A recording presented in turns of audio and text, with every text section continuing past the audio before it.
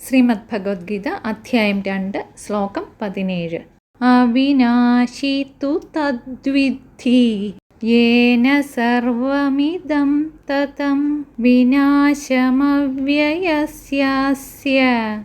ന കശ്ചിത് കർത്തുമർഹതി.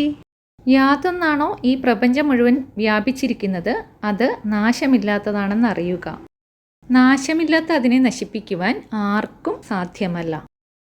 ശ്ലോകം 18.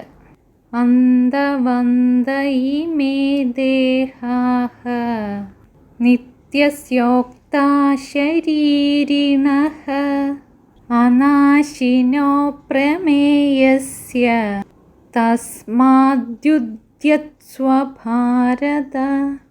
നിത്യനും നാശരഹിതനും അപ്രമേയനുമായ ഈ ആത്മാവുമായി ബന്ധപ്പെട്ട ശരീരങ്ങളാണ് നശിക്കുന്നവ. അതുകൊണ്ട് ഹേ ഭാരത, നീ യുദ്ധം ചെയ്താലും.